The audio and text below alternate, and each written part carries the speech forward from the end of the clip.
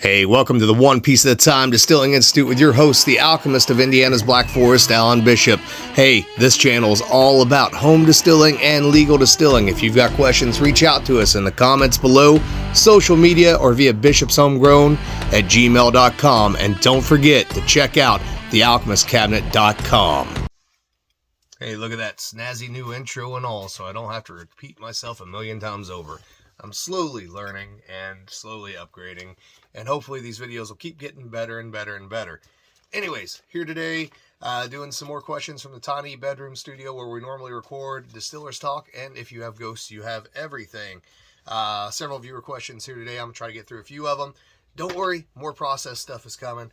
I've got several pounds of high-end gourmet coffee that we're going to do a coffee spirit out of. We've got the cranberry spirit that we mashed in not too long ago that we did on the channel that we are going to do two versions of, one using Wayne Herbert's Shocker Deflameter and one using what we're currently calling the Mr. Fusion Pot Still Head that you guys may have seen the short video of, but we'll get there soon enough. So for today, let's start with question number 1. And as always, reach out to me, as we said in the intro, bishopshomegrown@gmail.com. with all of your questions. So, from Jim Pierce, would it be possible to make a decent base spirit from tails? I've been playing with wild fermented apple and grape brandy, starting to get a lot of tails, and wondered if these could make a base for an absinthe. Hey, that's an excellent question, and part of the history of distillation is the reusing of materials that might otherwise go to waste as a way to preserve those materials. So you can, in fact, make a base spirit from tails. What I would suggest is to try to use the tails of the same product, right? So if you've got a bunch of apple brandy tails, use those. If you've got a bunch of grape brandy tails, use those. I wouldn't necessarily suggest mixing those together, although sometimes that might be an option as well. But you can do what has commonly been referred to in recent years as a Queen's cut. This is basically taking all of your tails, putting them back into the still, redistilling them, breaking those different bonds that you have, those different azerotypes between the waters, the alcohols, the esters, etc., re-esterifying those tails, and reclaiming the good potable spirit that's still there by taking it to a higher proof and a higher purity. You don't get a huge yield off of it. It is a great way to be able to pull some of that good alcohol back out. There is a ton of flavor to it because, as I've mentioned on this channel before, with pot still distillation, in particular batch still distillation, the vast majority of your flavor and aroma is actually in those tails cuts, particularly if you take your tails down to that sweetwater range between about 10 and 15 proof, right? Where you start to get the essential oils of the raw material that you were initially distilling. I have not personally ever done a base spirit for an absinthe or a gin or an aquavit like that from a tails redistillation. And typically I will rerun my tails, especially for barrel matured product, into the next batch on the doubling run in order to rectify those tails, get the flavor and the positive esters and phenols that I want out of them in the next run of that same product. But occasionally I have set aside tails from multiple different runs, put those into the still, redistilled them, cut them, pulled the hearts out of them, and used that to either barrel or even to go into the bottle. And believe it or not, many times, and I've not done it as many times as I probably should have, but many times when I have done this, the quality of the product is, in my opinion, substantially higher in many ways than the actual hearts from the original fermented material was. Because again, you're dealing with all those long chain fatty acids that are breaking down, reorganizing into new bonds and new chemicals and new flavors and new aromas that tend to be much more, I don't want to use the word pungent because that sounds bad, but they're certainly much more noticeable, much more pronounced, much more in your face. And I can imagine that if you were to use that material as a base for an absinthe, particularly if you took that Queen's cut up to a highline distillation at 160, 170 proof, something like that, a little more neutral, a little more floral, a little more fruity, that would make a fantastic base for an absinthe, gin, or an aquavit that you could really taste in that finished product. So yeah, I see really no reason not to try that and give it a chance. I think especially with apple brandy, this would work well. And I think with some of the grapes, I'm thinking particularly things like Muscat, Chenin Blanc, things that are a little more perfumey anyways. I think that this could really be something unique and cool. And really, you know, then the absinthe becomes almost a byproduct of your other distillations. You get a bonus product out of the same material that you would ordinarily be distilling for your brandies, or, you know, if you want to do whiskeys the same way as well. And so, yeah, for me, I see nothing wrong with it. And I look forward to hearing from you in the future. I want to know what you did and how you decide to do that and how you approach that project. Ironically, we got through that question much faster than I thought we would. So I'm going to take a look here and see if there's another question I can answer. So the Lambic diary, this is a good one too. Unfortunately, part of it got cut off when I printed it off, so I only have question number 1 from you on here right now, brother. Also, the Lambic diary has a fantastic channel. He's learning. He's running a true Lambic style still. We had a great conversation on the phone. Go check out his channel. But I only have part of question number 2 on here. So, from the Lambic diary, I've heard you talk about MGP here and on your podcast. Can you explain a little about what role they play in distilling and why a distiller would use an industrial ethanol instead of making their own? And then your second question got cut off, so I'll have to address it in another video. But yes, I will speak to MGP, which is now owned by Luxco. MGP started off as a Seagram's plant in Lawrenceburg, Indiana. Lawrenceburg has got a long history going back to about 1802 of distillation here in southern Indiana.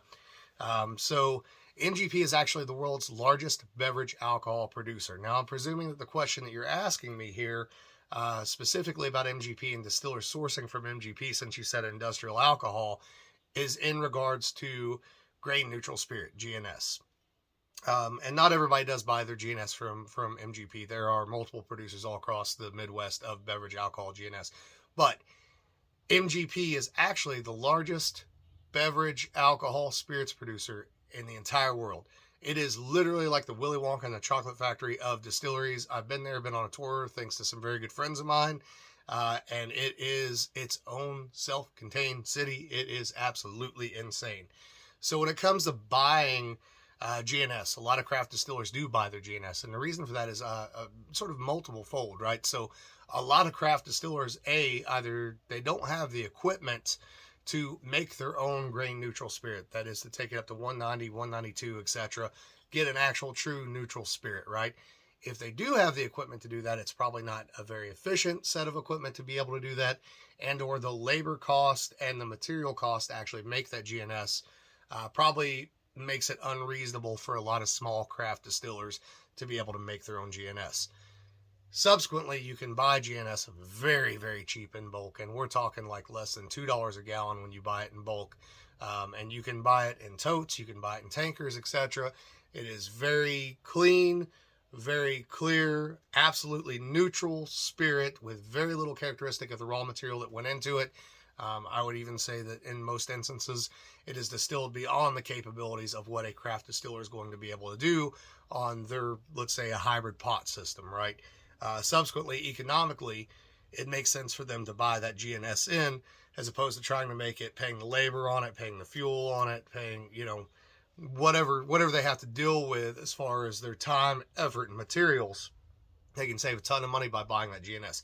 Now, I know a lot of people do, especially very true to the art distillers, they do look down on this, and for a long time I did too, until I really looked at the history of gin in England. So gin in England was almost always a rectified product. They were buying spirit from out of southern Scotland, bringing it into England, rectifying it, and making it into gin. So you have to ask yourself, when it comes to a neutral spirit, a completely neutral spirit, we're not talking a high-line spirit here, like a 170 or anything like that. We're talking a 190, 192, right? When it comes to making a neutral spirit, is the art really in making that neutral spirit?